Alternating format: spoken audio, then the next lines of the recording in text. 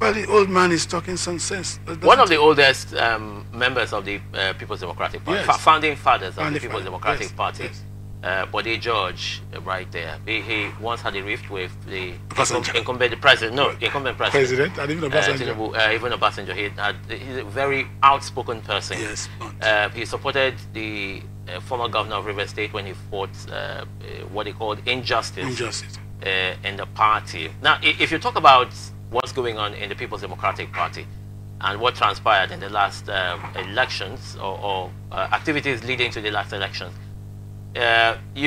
one major noticeable activity or event that happened was the former governor of River State fighting the presidential candidate Atiku Abubakar. Yeah. People like Bode George felt that the South should have been given the ticket.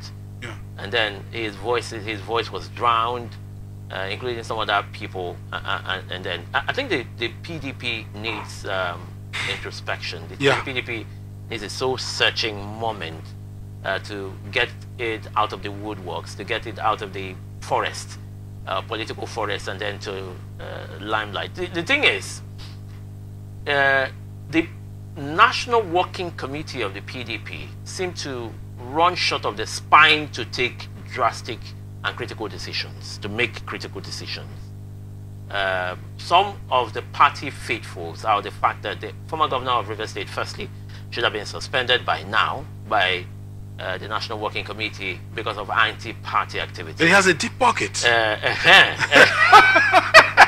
I didn't want to go there. Yes. But again, people like that should have been expelled from the party. The G5 should have been in the waters of expulsion. No, but before you expel them, you have to look at the issues that led to them running away from the path of rectitude within the party. The issues that actually push them to the walls, Mr. Bond, to sabotage the party. Whatever happens.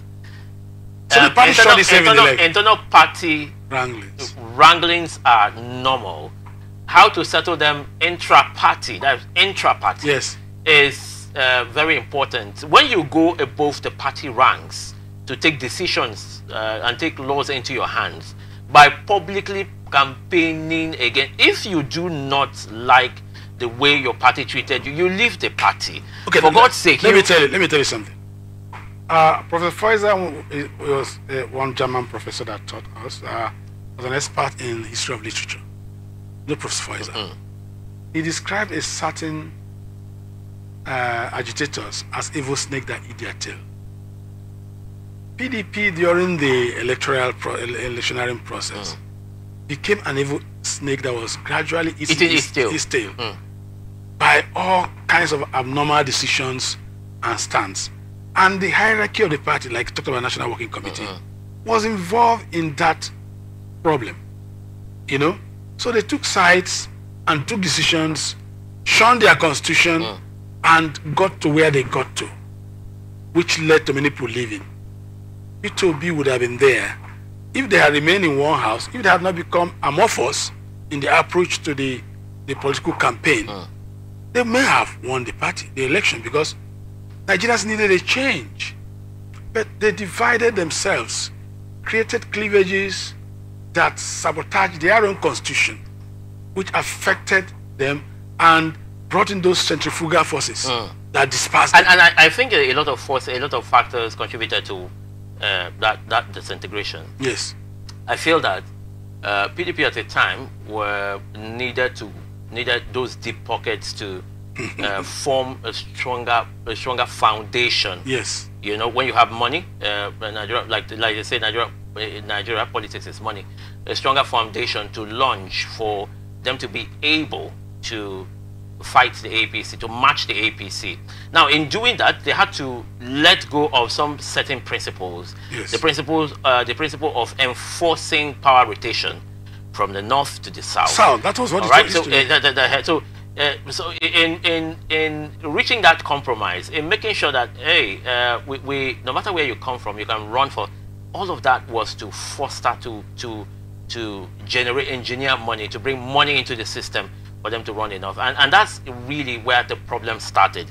When all of those fundamental principles were thrown away, and some people from the south, who are also of deep pockets, saw that they were hard done by, they were unjustly treated. They also started flexing their muscle. I think that's what we're into. But my grouse, my anger is the leadership of the party should have taken a stand. Exactly. Regardless of and that's what Bode Judge has said. Yes, regardless of who is involved, with deep pocket or not, how influential you are, how shallow or how deep your pocket is. So they should have taken a stand. And even up until now, they've let this fester for a very long time, and it might finally consume the party. Now, going forward, the elder statesman, the political veteran, is calling for introspection and review of their stance moving forward into 2027. And if they must form a formidable opposition, this is the time to close ranks. I think yes, and I think it's a little too late, but it's not never late. It's better late than never. Now that Atiku lost at the Supreme Court, I think his zeal, his enthusiasm to work for the party will drop. The former governor of Rivers State, who is now an FCT minister in the present Tinubu's administration, may not have that joie de vivre, that's what the Spanish people call it, yes, to work for the PDP again. Yes, yes. Remember, the rumors are that he might be jumping ship, jumping the PDP into the APC. So we do not have. So if you take these two key figures away from the PDP, we don't know where they stand now. Who else is there to broker? Who is the powerhouse there? With deep pocket and the political sagacity, you know. So it's that's the point. The PDP needs to get it right now, like now.